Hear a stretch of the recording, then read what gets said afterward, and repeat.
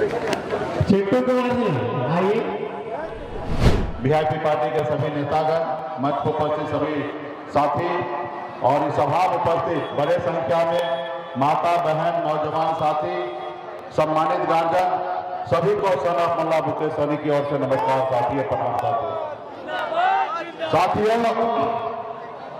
आज निषाद आरक्षण यात्रा पे हम लोग निकले हैं, निषाद संकल्प की यात्रा पे निकले हुए हैं। इसका मकसद एक ही है कि निषाद समाज के सभी उपजाति, बिन दंगा दुनिया मला चाय तियर बनपर, ये सब हम निषाद के एक उपजाति हैं और अपने हक अधिकार के लिए आज लड़ाई लड़ रहे हैं।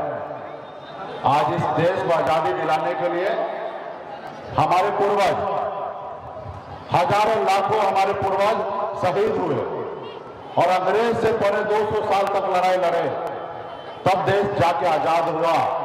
और हमारे पूर्वज इसलिए लड़ाई लड़ते थे कि हमारे आने वाला समय में, हमारे आने वाला पीढ़ी इस आजाद भारत में सर उठा के जिए। लेकिन देश तो आजाद हुआ, लेकिन सही मायने में खास करके हम गरीब, पिछड़ा, दलित, ऐसे वर्ग के लोग, अति पिछड़ा वर्ग के लोग, इसको आज आजादी नहीं मिला। तो इसलिए साथियों, हमें अपने हक अधिकार के लिए लड़ाई लड़ना है। तो इसलिए साथियों, अगर इस संसार में अगर सर उठा के जीना है, मान सम्मान के साथ जीना है, तो दो काम करना पड़ेगा। दो काम में एक काम, एक रोटी कम खाइए, लेकिन अपने बच्चे को पढ़ाइए लिखाइए, उसको काबिल बनाइए।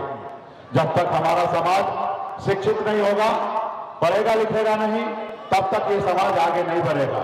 इसलिए हजार मजबूरी होगा, हजार समस्या होगा, उस समस्या को देखिए, झेलिए, उसी में से समय निकालिए, अपने बच्चे को पढ़ा लिखा के काबिल बनाइए। और दूसरा काम, अपने अधिकार के लिए संघर्ष कीजिए। जब तक आप अपने अधिकार के लिए संघर्ष नहीं करेंगे तो कोई सुनने वाला नहीं है। तो इसलिए साथियों, अधिकार के लिए संघर्ष कीजिए। आज मैं खुद संघर्ष के बदौलत यहाँ पे पहुंचा हूं।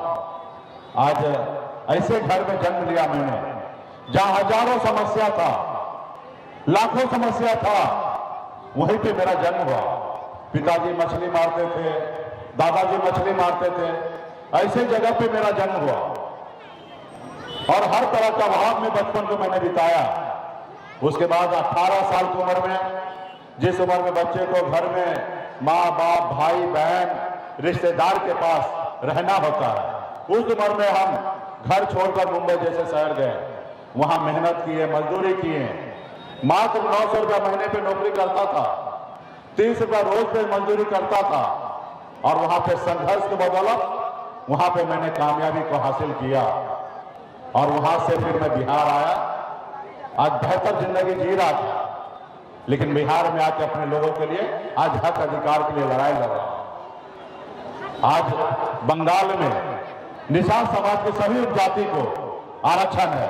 बीज हो, बेलदार हो, दुनिया हो, मला हो, चाय हो, बंपर हो, सभी को आरक्षण मिल रहा है। दिल्ली में जहां संविधान बना वहां पे सभी को आरक्षण मिल रहा है, लेकिन हमको नहीं मिल रहा है। तो इसका गुनहगार कौन है? एक तो वो है गुनहगार जिनके पास पावर था, सत्ता था, उन्होंने हमारा अधिकार हमको नहीं दिया।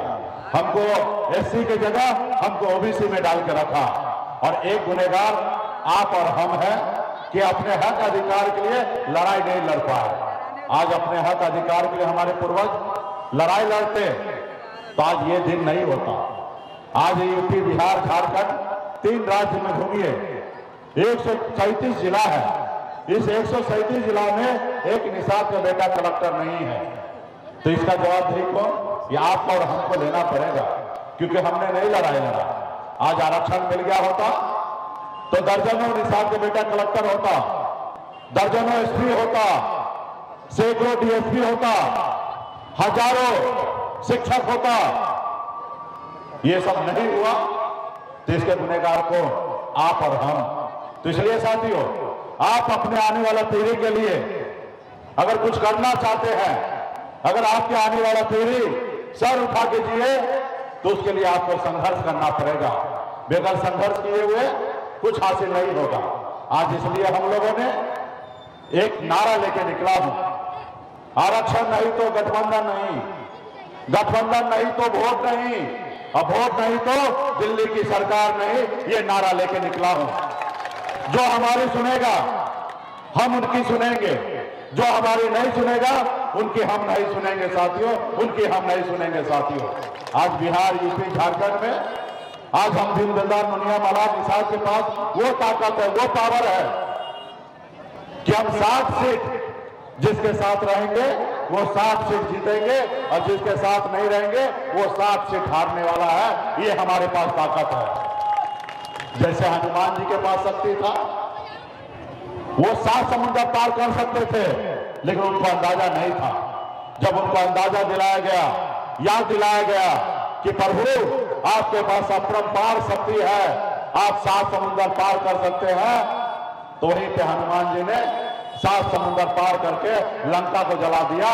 वही शक्ति आज दीनदयाल मुनिया मलाल निषाद के बेटा को वही शक्ति है कि अगर अपने आप को पहचान ले, अपनी शक्ति को पहचान ले, तो आने वाला समय में 7 लोकसभा चुनाव हारेंगे। और बिहार में निषाद का शक्ति वो है कि पटना तो छोड़िए, दिल्ली को हम लोग कब्जा कर सकते हैं, वो शक्ति हमारे पास है। तो इसलिए साथियों, इसके लिए आपको एकजुट होना पड़ेगा। बाबा साहब भीमराव अम्बेडकर ने हमें वो शक्ति दिया है, वो ताकत दिया है। पहले राजा के घर में बच्चा जन्म लेता था, राजा के घर में रानी के कोख से बच्चा जन्म लेता था तो वो व्यक्ति राजा बनता था।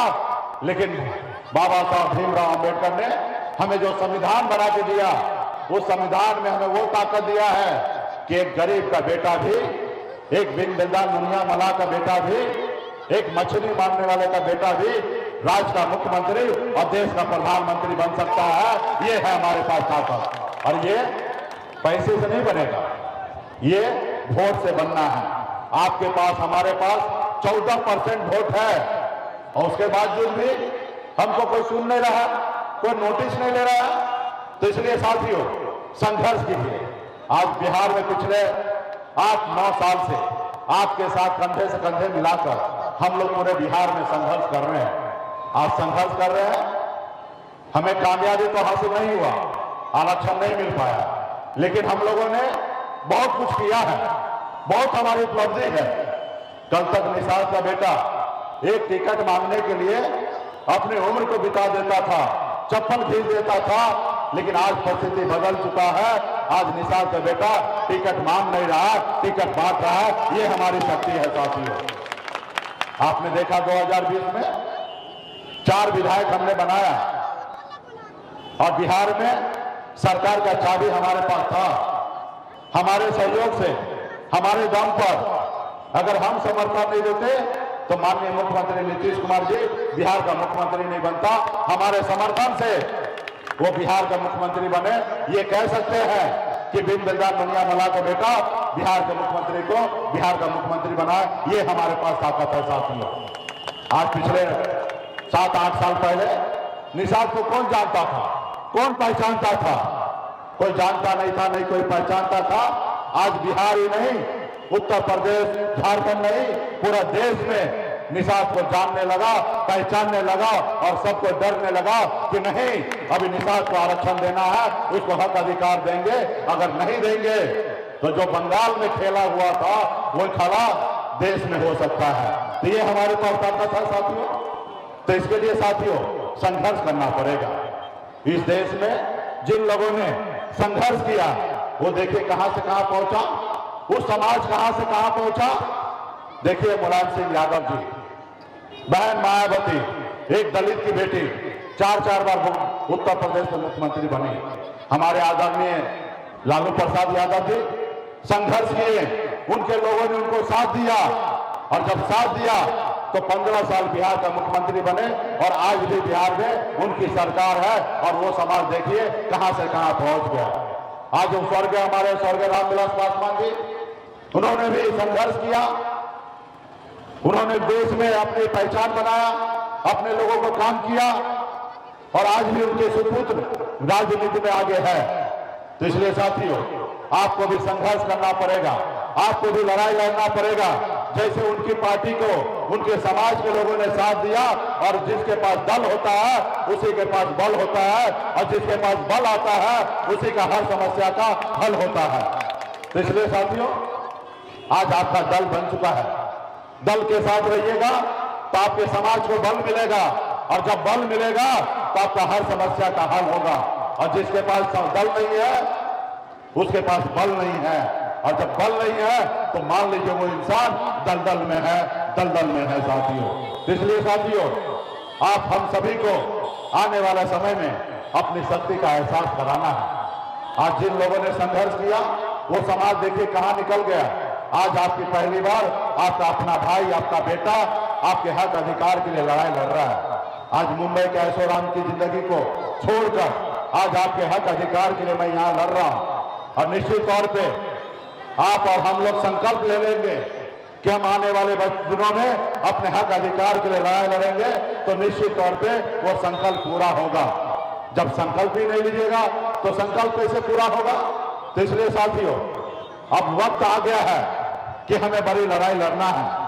2024 का चुनाव है, मोदी जी को प्रधानमंत्री बनना है, विपक्ष के नेता को भी प्रधानमंत्री बनना है, और हमें प्रधानमंत्री नहीं बनना है, हमें सांसद भी नहीं बनना है, और आपको भी सांसद नहीं बनना है, और न ही प्रधानमंत्री बनना है। आपको हमको आरक्षण चाहिए। हमें क्या चाहिए? आरक्षण चाहिए। जो बंगाल में है, जो दिल्ली में है, वही आरक्षण हमें चाहिए। इसके लिए हम लोग लड़ाई लड़ने के लिए तैयार हैं। तो इसलिए साथियों, इसके लिए आप सभी को संकल्प लेना पड़ेगा। मोदी जी को बताना पड़ेगा कि मोदी जी आप हमारी सुनो तो हम आपकी सुनेंगे, अगर आप हमारी नहीं सुनोगे हम आपकी नहीं सुनेंगे। साथियों, हम आपकी नहीं सुनेंगे। और हमारा अपना दल बन चुका है। आपका चुनाव चिन्ह नाव छाप है। नाव छाप वही है जो कभी हमारे पूर्वज श्री रामचंद्र जी को नाव से पार लगाया था, वही नाव चुनाव चिन्ह हमारे पास है। अब हमें किसी का आवश्यकता नहीं है। निषाद बिन दिलदार नुनिया मला का बेटा अपनी नाव पे बैठेगा और खुद मझधार बन के और आगे अपने नैया को फेर के आगे पहुंचाएगा। ये हमारी शक्ति है साथियों। तो इसलिए साथियों, तो क्या आप लोग लड़ाई लड़ने के लिए तैयार हैं? आप लोग संकल्प लेने के लिए तैयार हैं? तो संकल्प लीजिए और दिखाइए मोदी जी को। क्योंकि अभी हम मोदी जी से बात करते हैं दिल्ली में, तो उनके लोग कहते हैं कि मेरी बात मानिए, और नहीं बात मानिएगा तो आपका वोट को खरीद लेंगे। आपने देखा ना कि 75 साल के बाद पहली बार बिन दिलदार नुनिया मला के बेटा ने संघर्ष किया, पसीना बहाया, खून बहाया। आप लोगों ने हजारों की संख्या में गांधी मैदान आए, अपनी शक्ति दिखाया। फिर हमको 75 साल के बाद 4 विधायक बनाए। उन लोगों ने देखा कि एक मछली मारने वाला हमारी बराबरी करने लगा है, सरकार में ऑर्डर देने लगा। क्योंकि उन लोगों का हमेशा सोच होता है कि गरीब पिछड़ा ऐसे लोगों को अपने पैर के तले दाब के रखना, गुलाम बना के रखना। और उन्होंने देखा कि मुकेश सहनी पूरे बिहार में बिन दिलदार नुनिया मला निषाद के सभी उपजाति को ये दिन रात काम कर रहा है, और ये काम कर लेगा तो इस बिहार में हीरो हो जाएगा। और जब हीरो बन जाएगा तो अपने दम पर बिहार में मुख्यमंत्री बन जाएगा। इसको खत्म करो। उन्होंने क्या किया? एक षड्यंत्र के तहत हमारे विधायक को खरीद लिया, हमें वो सरकार से बाहर कर दिया जो सरकार हमने बनाया था। तो उसके पास पैसा है, उसको लोकतंत्र पे भरोसा नहीं है। वो मानता है कि इनके पूर्वज को हम लोग हमेशा वोट खरीदते रहे और आगे भी खरीदेंगे। और जब आप दिखते रहिएगा तो आपको कोई क्यों सुनेगा? जब आप उनसे लड़ने लगिएगा तब वो आपका सुनेगा। तो उनको घमंड है कि निषाद का वोट फिर 2024 का चुनाव आएगा, बिन दिलदार नुनिया मला का वोट खरीद लेंगे और फिर दिल्ली में सरकार बना लेंगे। हमने कहा भैया, हम जरूर मछली मारने वाले का बेटा है, लेकिन हम बिहार से निकलकर मुंबई से रिटर्न आए हैं। हम तुमको बताएंगे जो हमारे ऊपर कलंक लगा हुआ है, खास करके गरीब, पिछड़ा, दलित ऐसे वर्ग के ऊपर जो हमेशा मानता है कि ये वोट भेजता है। अब निषाद का बेटा पहले जैसा नहीं है, अब नया निषाद का बेटा है जिसके हाथ में मोबाइल है, जिनको पता है कि देश दुनिया कितना आगे बढ़ रहा है। उनको पता है कि अगर आज अपने बच्चे के लिए, अपने पूर्वज के लिए आगे लिए लड़ाई नहीं लड़ेंगे तो हमारा समाज बिखर जाएगा। आज का निषाद का बेटा अपना पसीना ही नहीं खून बहाने के लिए तैयार है, अपने समाज के लिए लड़ाई लड़ने के लिए तैयार है। आज वो वोट बेचेगा नहीं, उनको बताना है। उनको हमने बिहार में 3-3 जगह अपनी ताकत को दिखाया। सिमरी बख्तियारपुर में 25,000 वोट लाके दिखाया, बोछा में 30,000 वोट अकेले दम पे लाया। हम चुनाव हार गए, उसके बाद भी लड्डू बांटने का काम किया। अभी हमने पुराने में 10,000 वोट लाने का काम किया। हमने दिखा दिया, हर एक निषाद के बेटा ने दिखा दिया कि अब हमारा वोट किसी पार्टी के पास नहीं जाएगा, हमारा वोट हमारे पार्टी और वीआईपी पार्टी के पास जाएगा, ये दिखा दिया। उसके बाद भी वो भरम में है। तो हमने बोला भैया ठीक है, हम गंगा के संतान हैं। देश के जितने भी मछुआरा है, बिन बेलदा नुनिया मला है, निषाद जो है वो गंगा माता के संतान है। अब मोदी जी पिछले बार आए गंगा जी में, बोले गंगा माता हमको बुलाए हैं। अरे गंगा माता तो हमको बुलाए हैं और इस बार गंगा जल लेके आपके बीच में आए हैं। आप सभी को संकल्प लेना पड़ेगा। और वीडियो कैमरा वाला जो है ये वीडियो बना रहे हैं और ये वीडियो बना के रात में मोदी जी के भेजेंगे।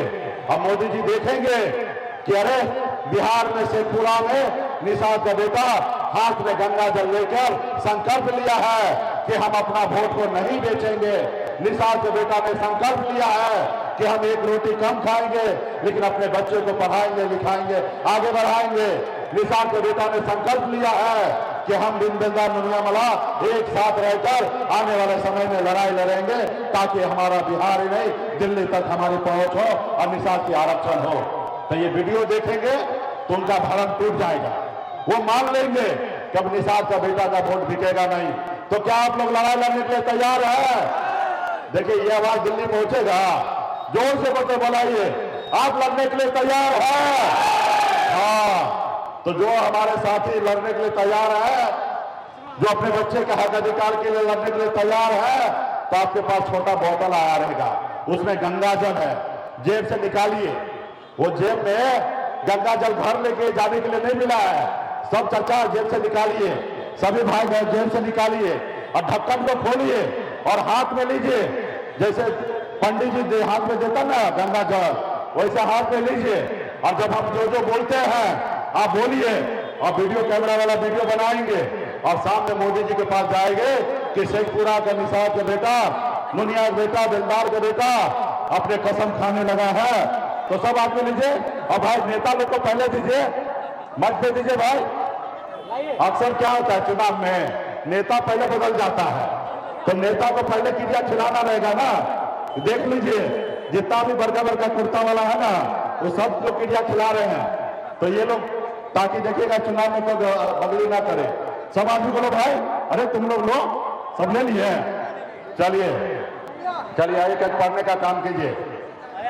मैं बाबा केवल महाराज, अरे आप लोग भी बोलिए, बाबा केवल महाराज, भगवान वेद व्यास, प्रभु श्री राम, भगवान गौराज निषाद, बाबा अमर सिंह, बाबा काशी, बाबा जय सिंह महाराज, बाबा तारिक महाराज, बाबा कोयला माता कमला, माँ बचा भवानी, अमर साहिब जुब्बा साहनी, वीरांगना फूलन देवी और अपने पूर्वज को साक्षी मानकर हाथ में गंगा जल लेकर संकल्प करता हूं कि अपने समाज और अपने आने वाले पीढ़ी के लिए हर परिस्थिति में